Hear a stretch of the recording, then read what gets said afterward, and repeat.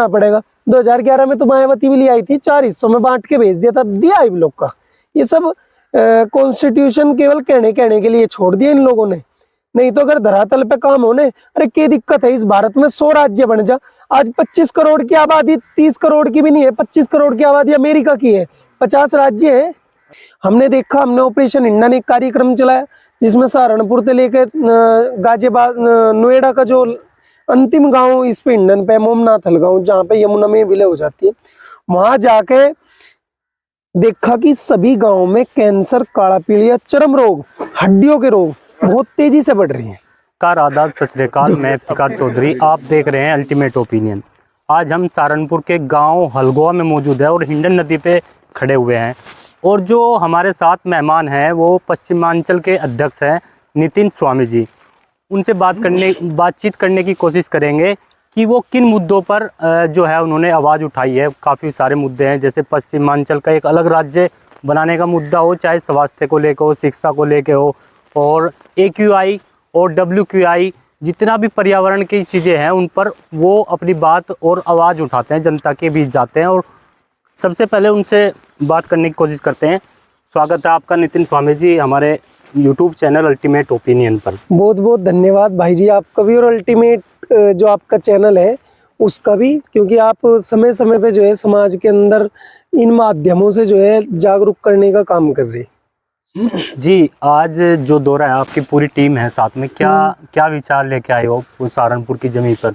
देखो, वैसे तो हम पश्चिमांचल के कोई भी विषय हो, चाहे शिक्षा, स्वास्थ्य, न्याय, संस्कृति, रोजगार, पर्यावरण, खेल, किसी भी चीज का हो, लेकिन आज जो लड़ाई है वो हमारी लड़ाई आर पार की है AQI पे और साथ में WQI पे। क्योंकि जैसे वायु खराब होगी, जैसा आप देख रहे होंगे मुजफ्फरनगर, मेरठ, शामली में दिल्ली का कूड़ा जलाया जा रहा, जिस कारण AQI लेवल 600 प्लस जा रहा। नहीं तो हमारे क्षेत्र तो हरित प्रदेश जिसे कहा गया, हरियाली का क्षेत्र कहा गया, उसमें तो ये चीजें होनी नहीं चाहती। आज जो हम देखें, जल वायु के साथ साथ जल की भी जो दिक्कतें हो रही, आज जल प्रदूषण इतने भयंकर मात्रा में है कि आज उससे जन स्वास्थ्य संकट में है। आज हम देखें, हिंडन नदी जो हमारी कभी जीवनदायिनी थी, जो कभी सैकड़ों हजारों पशुओं को, के पता कितने बीघा जमीनों को जो है उन्होंने क्या कहते हैं सिंचाई करी जिनकी, जिसकी वजह से हमारा पालन पोषण हुआ, सब कुछ हुआ।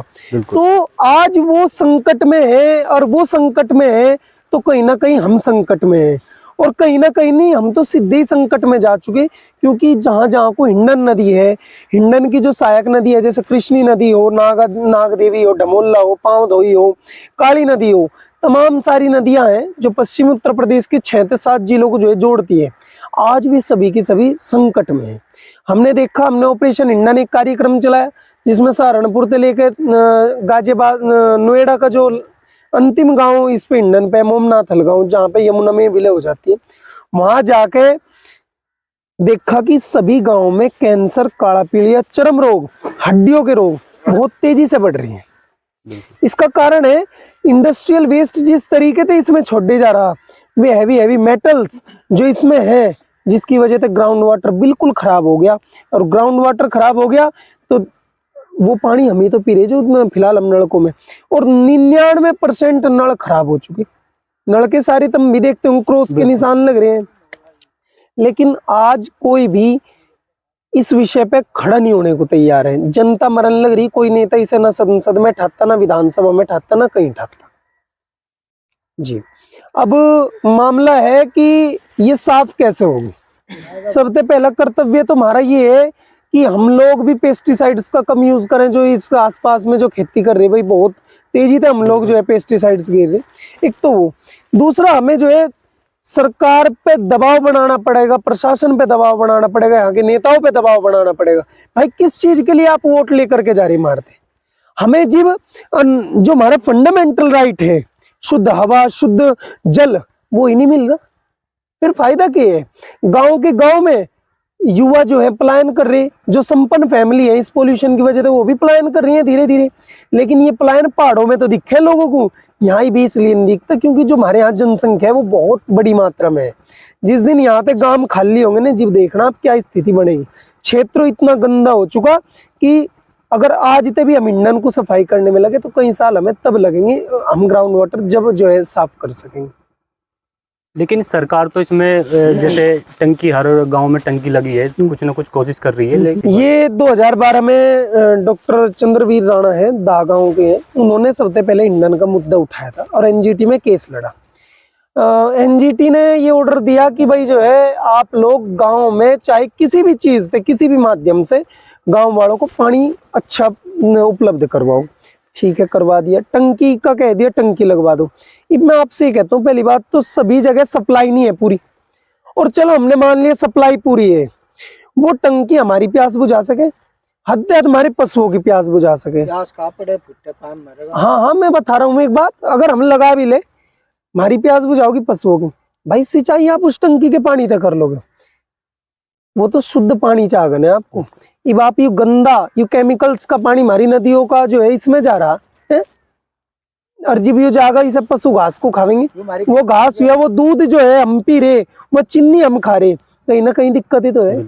आज इस क्षेत्र को कैंसर हॉस्पिटल की जरूरत है, कैंसर जोन जो है डिक्लेयर होना चाहिए ये एरिया, लेकिन कोई ध्यान देने वाला नहीं, क्योंकि हमारे मुद्दे ये है ही नहीं। शिक्षा स्वास्थ्य हमारा मुद्दा है ही नहीं। हमारा मुद्दा क्या है, वो उस बिरादरी का, वो उस धर्म का, उसे वोट दो। मैं यहाँ कितने रो पीट के चला जाऊं, देंगे वोट तुम भी जो है जहाँ के वो वहीं दोगे, जहाँ के हम भी वहीं देने की कोशिश करेंगे। लेकिन कब तक आप नेताओं के बच्चों को जो है संपन्न करने में लगोगे, उनका भविष्य बनाने में लगोगे, और कब तक नेताओं का भविष्य की चिंता करोगे? अरे अपनी भी चिंता कर लो। तुम अपनी तो चिंता कर नहीं रहे, अपनी चिंता नहीं करे, बोले नहीं अगर उसके लड़के को टिकट न मिला तो धरती खोद देंगे, बढ़न नहीं दे उस पार्टी के नेता को। अरे अपनी भी सोचो भाई, हमारा भविष्य वर्तमान दोनों संकट में चल रहे फिलहाल। एक और मुद्दा जो आप जोर शोर से उठा रहे हैं, न्याय का। न्याय जो है पश्चिमांचल के लोगों के लिए महंगा हो गया है, इसमें थोड़ा सा बताइए, क्या आपकी कोशिशें हैं, क्या आप इसमें कर रहे हैं? देखो, आज हम बात करें तो इलाहाबाद हाईकोर्ट थे, ठीक है, इलाहाबाद हाईकोर्ट हमारे प्रदेश का न्यायालय है, हाईकोर्ट है। 900 किलोमीटर पड़ रहा सहारनपुर, 800-900 किलोमीटर पड़ रहा, और सहारनपुर तो ही इस भारत के ही नहीं बल्कि विश्व के भी 14 हाईकोर्ट की बेंच नजदीक है। 3 तो नेपाल में, हर एक जो है इलाहाबाद में, उसमें सॉरी लाहौर में पाकिस्तान के। अब हम न्याय लेने के लिए लाहौर में जाक, नेपाल में जाक, चंडीगढ़ में जाक, हिमाचल में जा, या दिल्ली हाईकोर्ट में जा, कहाँ जा? तो हमारे लिए तो सबसे महंगा न्याय है, विश्व का सबसे महंगा न्याय हमें इसलिए मिल रहा है, हम ये कहते हैं। ऐसी कोई सुविधाएं नहीं है कि अरे कम से कम भाई आपने एक हाईकोर्ट की बेंच लखनऊ में दी, 40-50 साल संघर्ष कर तुझे पश्चिमी उत्तर प्रदेश के आदमी को हो लिया, एक हाईकोर्ट की बेंच आप जो है मेरठ में दे देते, लेकिन नहीं। तो मैं ये कह रहा हूँ, हाईकोर्ट की जो बात करी, हाईकोर्ट का बात ये है भाई जिस पे पड़ेगी वो देखेगा उस चीज को। आज हमारा जो है क्या ना, न्याय भी संकट में, हमारा संविधान तो इस चीज की गारंटी दे अब जो है तुम्हें सस्ता न्याय और जल्दी न्याय मिलेगा, वो ऐसा हो रहा कुछ नहीं। हमें हमारा कॉन्स्टिट्यूशन आर्टिकल 21 में नु कहे कि तुम्हें शुद्ध वायु, शुद्ध जल का अधिकार है, मिल रहा हो? नहीं मिल रहा। हमें आर्टिकल 3 कॉन्स्टिट्यूशन का नु भी कहे, केंद्र सरकार को पावर देता है कि आप जो है किसी भी राज्य की बाउंड्री चेंज कर सको, किसी भी राज्य का नाम चेंज कर सको, कोई भी नया राज्य बना सको। और आर्टिकल 2 में भी नु भी कहे, मेरी जानकारी के अनुसार, शायद आर्टिकल आगे पीछे हो जाए, कि आपको स्टेट गवर्नमेंट से प्रस्ताव लाना पड़ेगा। 2011 में तो मायावती भी ले आई थी, 4 हिस्सों में बांट के भेज दिया था, दिया इन लोग का। ये सब कॉन्स्टिट्यूशन केवल कहने के लिए छोड़ दिया इन लोगों ने, नहीं तो अगर धरातल पे काम होने, अरे क्या दिक्कत है इस भारत में 100 राज्य बन जा। आज 25 करोड़ की आबादी, 30 करोड़ की भी नहीं है, 25 करोड़ की आबादी अमेरिका की है, 50 राज्य है। हम देश अलग नहीं मांग रहे, हम कह रहे हैं आप पश्चिम उत्तर प्रदेश जैसे अनेकों, बल्कि पश्चिम नहीं भाई, पूर्वांचल भी हमारा भाई है, वो भी कहीं ना कहीं डिस्क्रिमिनेशन का शिकार है, कहीं ना कहीं बुंदेलखंड भी डिस्क्रिमिनेशन का शिकार। मांग रही राज्य हो अलग अलग हो, भारत के अनेकों राज्य हैं, उनमें तो और छोटे छोटे हो, क्या ऐसा हुआ नहीं? जब भारत आजाद हुआ, जब 12-14 राज्य थे, आज भारत है आजादी के बाद 28 राज्य है। जो हमें नु कहे तुम तो अलगाववादी हो, तुम तो राज्य देश की हो, ऐसी बात है, कितने टुकड़े करोगे देश के? अरे भाई पहले सरकार होते बुझो, अक्की तुमने 2000 में उत्तराखंड क्यों दिया, तुमने 2014 में तेलंगाना क्यों दिया, तुमने जो है तो 1965 में हरियाणा क्यों दिया जी, मारे ते बात करिए। तो हमारी मांग है कि पश्चिमी उत्तर प्रदेश के लोगों को शुद्ध वायु शुद्ध जल मिले, इसमें हमारा भी सहयोग जो है रहने वाला है। जो आपकी टीम पश्चिमांचल परिषद है, कितने लोगों की टीम है, किस तरह से काम कर रही है अभी? टीम तो देखो भाई बढ़नी लग रही है। एक जिले में 200 भी आदमी है, किसी में 100 भी है, और ब्रज क्षेत्र में जा तो वहाँ 50 भी है, ऐसी बात नहीं है।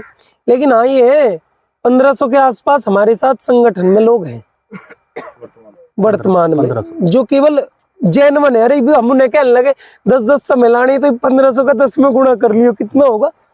तो ये थे नितिन स्वामी जी ने, जिनकी बात आपने सुनी। उन्होंने मेन मुद्दा न्याय और आपका जो है पश्चिमांचल की मांग